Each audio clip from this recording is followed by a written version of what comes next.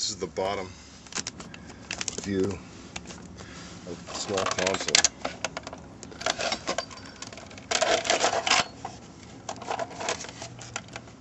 See, it's just a short one. It has lights on it.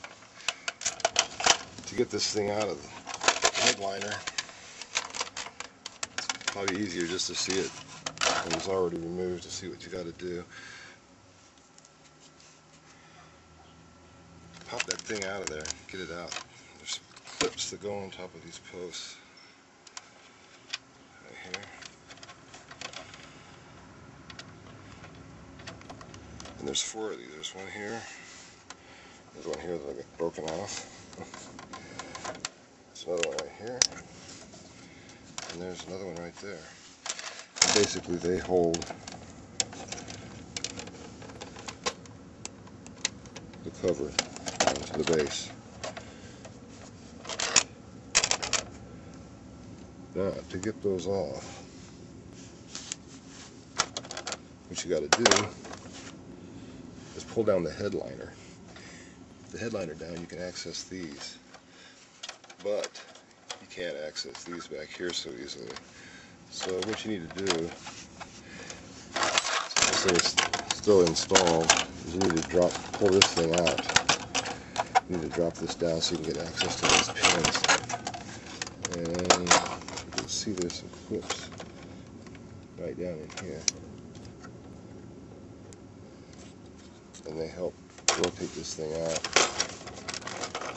You take those clips out, this thing will slide right out of there. Okay. So we're just using a long screwdriver. It doesn't hurt rather to have an upholstery tool. This is, I think it's a Lyle. Okay, so access points are these little slots. Let's see, right there's one. There's one there.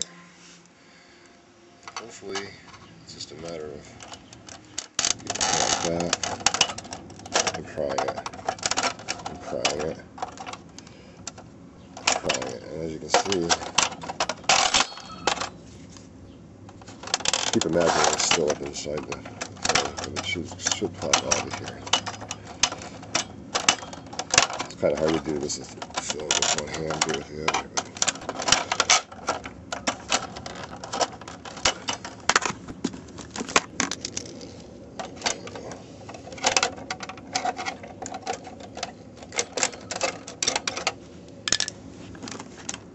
Okay. So basically what would happen is inside them, the thing will just plop out. Of course there'll be wires hooked up for your lights, and of course for the switches.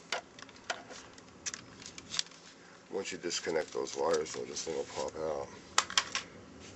And so what you'll be looking at is this on the other side, where these other 2 clips are. So basically,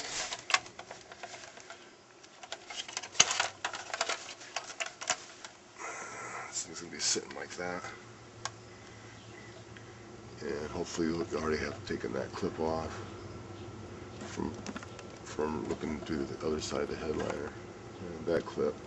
And the ones you need to access now is right there and right there. And so let's do this one hand again. So it's basically a matter of getting your upholstery tool and getting it in there and grabbing that clip and pushing it up. And that'll help separate these 2 halves, because what happens is that headliner is sandwiched right in here. The headliner just sits right in there, it's kind of crypt in there. Okay.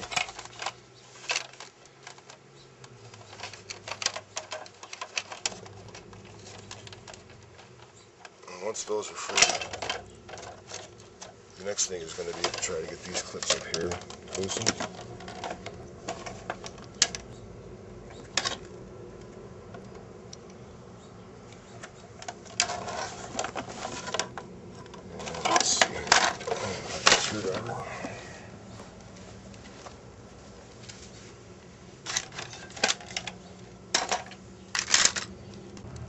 Okay, back to these clips. Yeah, you want to take these clips, you want to disconnect that. And what they do is they have a little piece of plastic right here. And when you push that back, it'll allow that thing to come popping out of there. So, try and get an angle here that you can see this. Basically, what you have to do is stick the screwdriver back up inside this thing. We'll pop that out.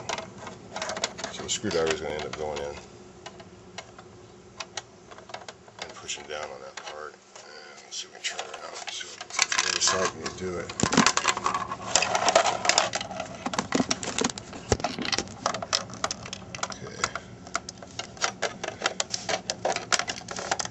So here you go, you can imagine it's turned around the other way. You just stick the screwdriver in and you pry up on it,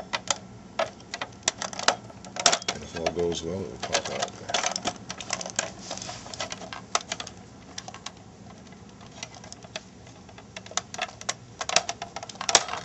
There it goes. It'll just pop off. They're not very sturdy. This one's already broken off, but it's basically the same principle. You're going to come in back here in between the two pieces and just pry up on that thing. Okay, and that's going to loosen this thing enough that that headliner is going to have some movement. Okay, so the next thing. Alright, imagine it's still up in the headliner, and you've gotten everything loose. So the headliner shouldn't be a problem. You could probably just slide it right out of there because there's such a big gap in there now. It's not getting sandwiched anymore. So this thing's going to still be knotted up in there. And in that center rail, there's this little clip right here. Okay? And that clip has a gap, you can see, where these things come down. Right in here. Well, that part rides up in that center rail in the console. Take a look at that here. I'll show you. Okay, back in here, you can see the center bar. Here's that protrusion, this clip right here sits in there. Let's see if I can get up in there. Let me turn on the light here and help a little bit. Okay, anyway, you can see the slot there. And this thing kind of goes up inside there, like that, and then slides back like this. Well, you get the drift. Anyway, once you get this thing loosened up, all you got to do now is loosen that screw right there, and then give this thing a slide, and it'll probably have some friction against the headliner right around here. But just keep sliding it until it stops, and then pop it down, and that's all you got to do, pretty much, to get the thing out.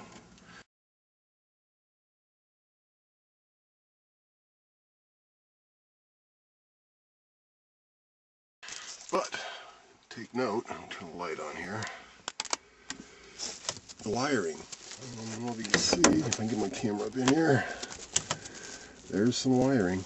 And as you can see, some of it's taped down. Piece of tape there. And hopefully, these are going to be wires we need to get that digital information center set up and going. Now we're looking on the passenger side. We're going over the driver's side and see if we can. Kind of hard to see over here, but that's the general gist of it up in there.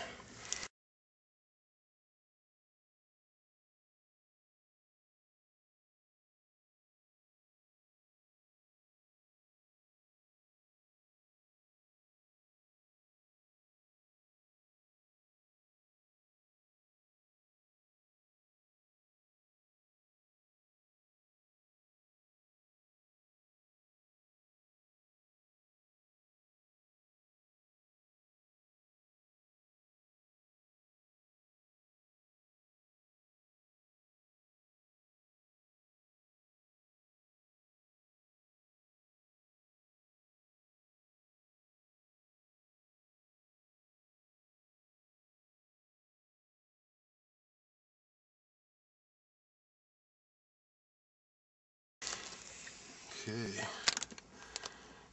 One thing I did have to do is take the little clips. These guys come out. If there's enough room, you can pull this thing down and actually get your head on the other side so you can see what you got to do to remove that console. And so that's it for this part.